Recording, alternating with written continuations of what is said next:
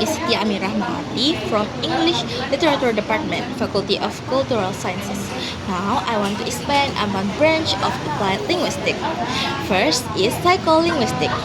Psycholinguistics is the study of the relationship between language and the mind.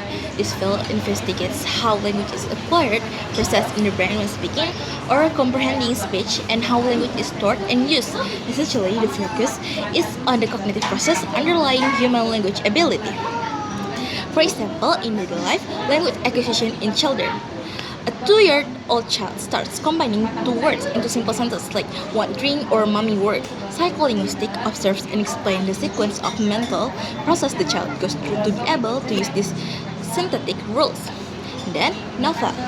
A novelist uses specific words to trigger certain mental images or emotion in the reader. For example, the phrase fell in the field of battle will be understood as died honorably in combat, not literally falling, which demonstrates how the brain processes contextual and lexical meaning. Next is sociolinguistics. Sociolinguistics is the study of the reciprocal relationship between language and society. This field examines how language variation emerge, how language is used in various social situations, and how social factors such as age, gender, social class, and familiarity influence a person's choice of language, register, or speaking style. For example, in daily life, you use formal language and the address terms sir or madam when speaking to a professor, indicating a formal context and social hierarchy, but use slang and the address terms bro or sis when speaking to a peer. From film, in a teen movie, characters often use slang or abbreviations like PAP or post a picture or bucin love slave in their dialogue, as seen on social media, which is an example of the use of language variation specific to certain social group. Next is linguistic forensic. Forensic linguistics is an applied field that uses linguistic knowledge and methods to solve legal and criminal problems. This involves analyzing language, both spoken and written, relevant to legal cases such as identifying speaker or writer, analyzing threats or anonymous letters, and interpreting the meaning of contracts, laws, or testimonies. For example, in legal cases, analyzing the distinctive grammatical features, vocabulary, and writing style of an anonymous threat letter to match it with writing samples from a suspect. Social media. In defamation cases on social media, such as those often occurring on Facebook or Twitter posts, a forensic linguistic analyzes the utterance to determine if the word used, like gorilla or desert, monitor lizard in insult, meet the criminal elements of defamation based on their denotative and connotative meaning in a specific social context. Next is neurolinguistics. Neurolinguistics is the study of the neural mechanism underlying the comprehension, production, and acquisition of language. This field focuses on how specific brain areas such as Broca area related to speech production and Wernicke's area related to comprehension interact to process language. For example, in medical cases, a person who suffers a brain injury, like due to stroke, and develops Broca apathesis, they know what they want to say, but struggle to arrange words into fluent and complete sentence. Neurolinguistics examines which part of the brain damage causes speech disorder.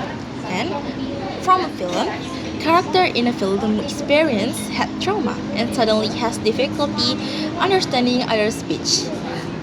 Wernicke's aphasia, where they can speak fluently but the words that come out lack meaning or coherence. And then next is culinary linguistics. Culinary linguistics is a study focusing on language in the context of food and cultural. This field analyzes the naming of food or culinary lexicon, the structure of food names, how recipes are written, and how spoken language is used to discuss, promote, or present food.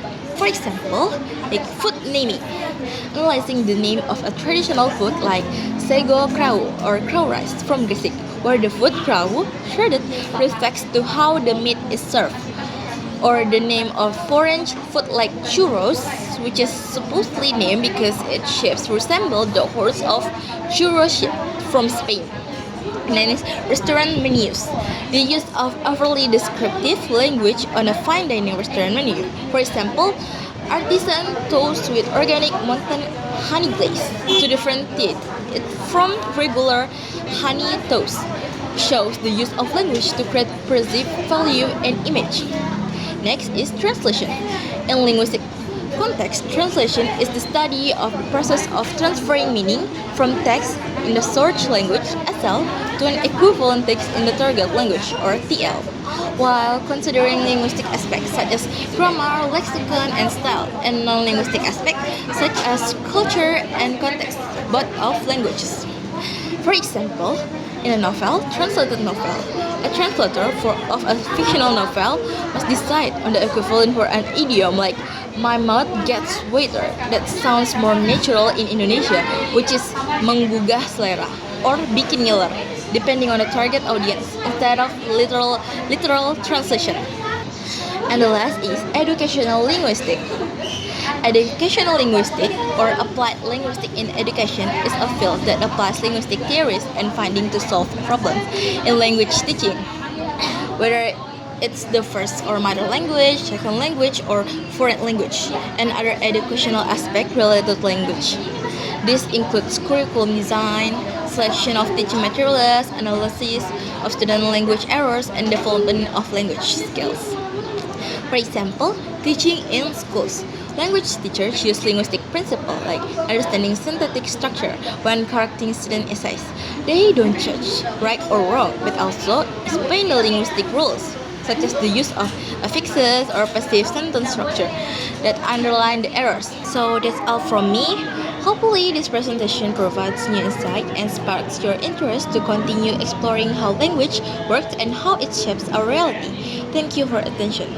In conclusion, understanding applied linguistics means understanding how the mind, society, and practical application interact through and are realized by language. The study of applied linguistics, from psycholinguistics, sociolinguistics, to forensic and neurolinguistics, shows that language is a multidimensional phenomenon that encompasses more than just grammar and vocabulary.